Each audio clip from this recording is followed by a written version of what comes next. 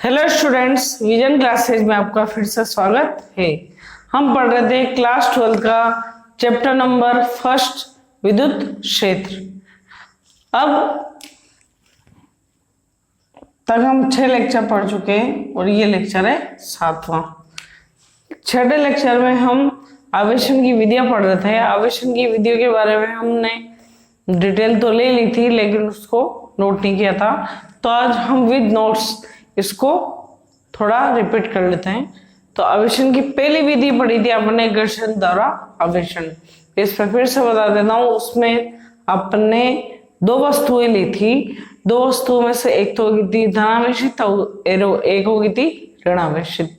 ठीक, तो घर्षण द्वारा आवेशन, जब दो उदासीन वस्तुओं को आपस में रगड़ा जाता है तो उसमें समान परिमाण एवं विपरीत प्रकृति का आवेश उत्पन्न हो जाता है। इसी घटना को आवेश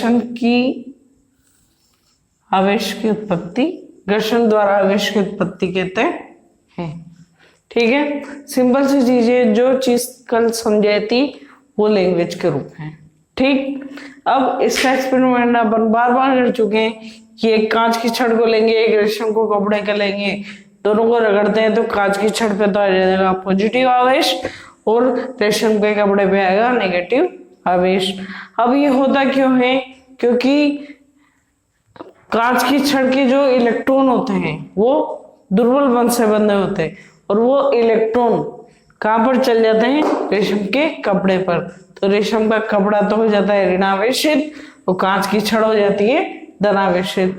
ये पदार्थ पर डिपेंड कर रहा है, क्योंकि यहाँ पर क्या है? कांच, और यहाँ पर क्या है? रेशम।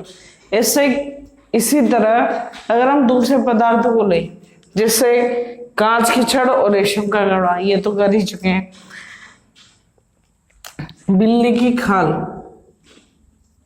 किसकी? बिल्ली की खाल और प्लास्टिक की छड़ ले, तो अगर बिल्ली की खाल पर हम प्लास्टिक की छड़ को रगड़ेंगे तो बिल्ली की खाल तो हो जाएगी पॉजिटिव चार्ज और प्लास्टिक की छड़ हो जाएगी ऋणावेशित।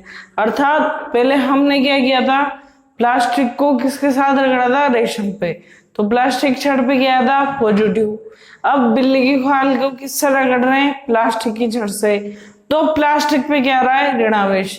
अर्थात जरूरी नहीं है कि हर पदार्थ पर या पॉजिटिव आवेश आए या फिर नेगेटिव आवेश आए। ये दोनों पदार्थों पे डिपेंड करेगा कि किस पे पॉजिटिव आएगा और किस पे नेगेटिव आएगा।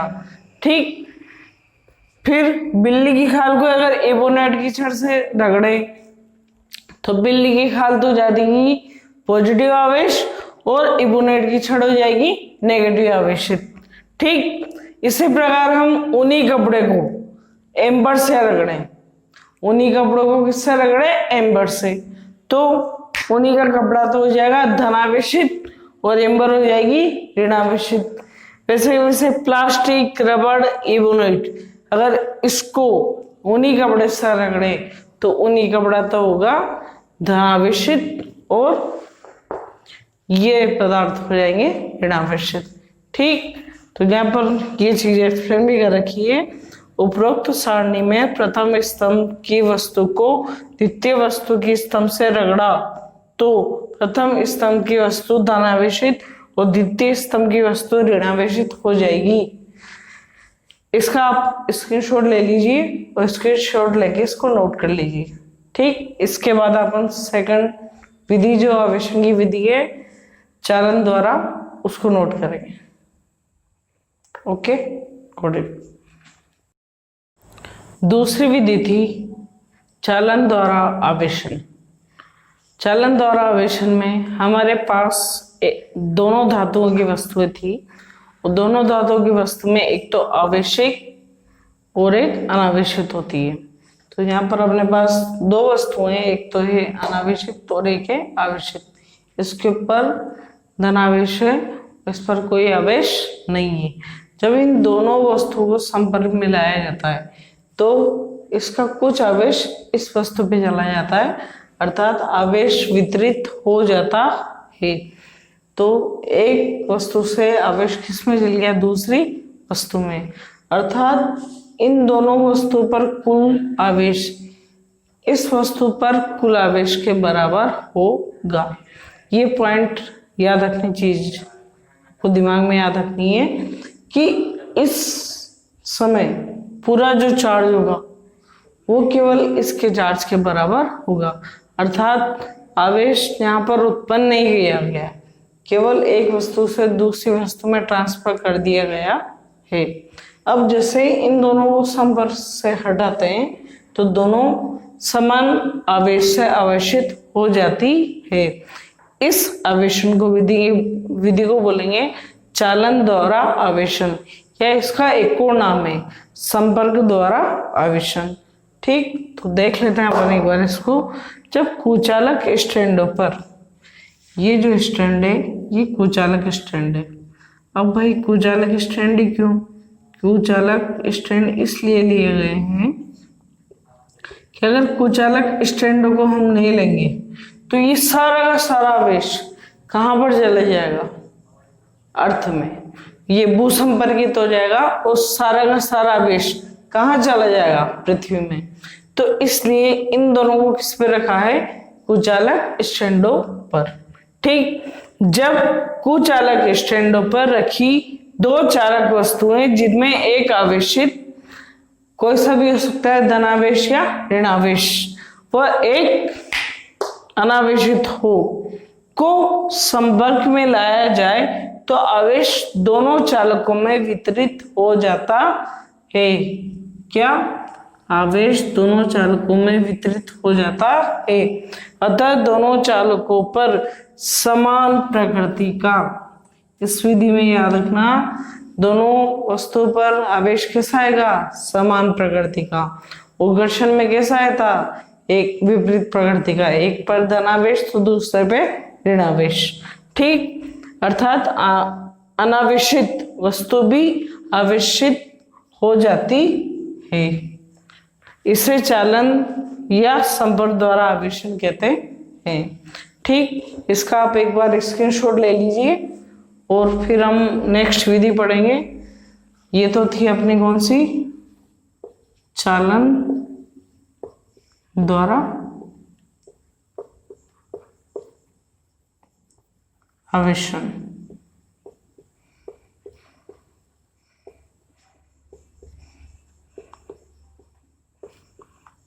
ठीक, आप स्क्रीनशॉट ले लीजिए इसका एक बार।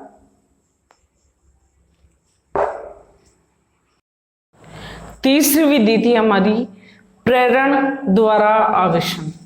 ठीक, प्रेरण द्वारा आवेशन में क्या था, दो वस्तुएं ली थी और उनको बिना संपर्क में लाए हमने आवेशित किया था। ठीक, तो दो वस्तुएं, एक तो आवेशित है और एक अनावेशित है।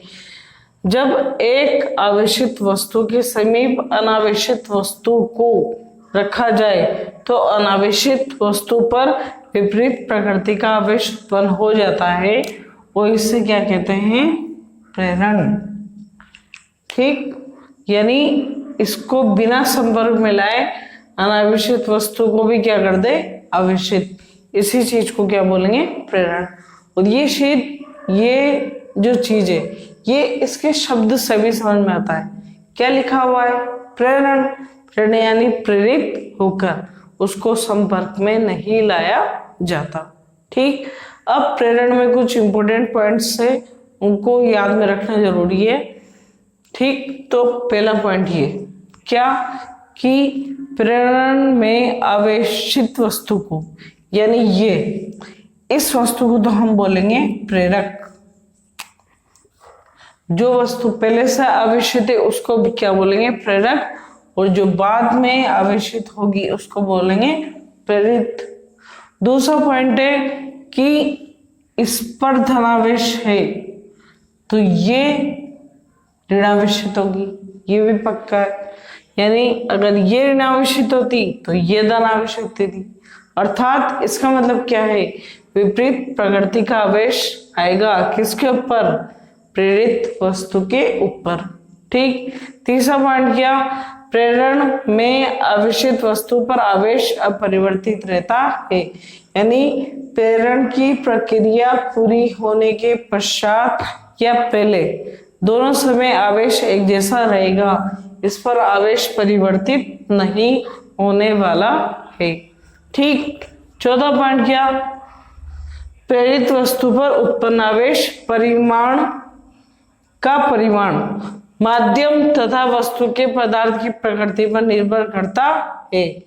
तो इधर ध्यान दे थोड़ा सा, इस वस्तु के पदार्थ पर और इनके बीच में उपस्थित माध्यम पर निर्भर करेगा कि इस पर जितना आवेश है उसका कितना पार्ट इसके ऊपर आने वाला है। इतना कंफर्म है, इससे ज्यादा नहीं आएगा, लेकिन पूरा या उससे कम आए ये चीज डिपेंड करेगा कि इस पदार्थ की प्रकृति कैसी है और इसके आसपास का माध्यम कैसा है। एक पॉइंट तो ये, और इसका नेक्स्ट पॉइंट ये है कि अगर इन दोनों वस्तु के बीच में माध्यम नहीं है तो ये प्रेरण भी नहीं होगा, अर्थात निर्वात में प्रेरण संभव नहीं है। प्रेरण के लिए माध्यम का होना अति आवश्यक है, अर्थात प्रेरण निर्वात में संभव नहीं है। क्लियर। चलो, यदि उदासीन वस्तु चालक है तो उस पर आवेश का परिमाण प्रेरक वस्तु पर आवेश के तुल्य और प्रकृति में विपरीत होता है। सिंपल सी चीज क्या कि अगर इसके ऊपर +5 आवेश है तो इसके ऊपर कितना आएगा, -5। कब? जब ये चालक वस्तु हो और माध्यम कैसा हो, वायु। माध्यम कैसा हो, वायु। तो अगर ये +5 है तो ये ऑटोमेटिकली कितना हो जाएगा, -5, अर्थात परिमाण यानी मान तो दोनों का 5-5, लेकिन प्रकृति कैसे, इसकी प्लस और इसकी माइनस, अर्थात उस आवेश के तुल्य और प्रकृति में विपरीत होता है। ये चीज होगी आपके प्रेरण की। ठीक, आप एक बार इसका स्क्रीनशॉट ले लीजिए। ओके, इसके बाद नेक्स्ट लेक्चर में हम आवेशन की विधियों के कुछ इंपॉर्टेंट क्वेश्चन देखेंगे, यानी इन विधियों के ऊपर बहुत से क्वेश्चन बनते हैं जो राजस्थान बोर्ड की तरफ से इंपॉर्टेंट रहते हैं। विधियां समझ में आ गई तो क्वेश्चन ऑटोमेटिकली समझ में आ जाएंगे, कोई टिपिकल वाली चीज नहीं है। Thank you.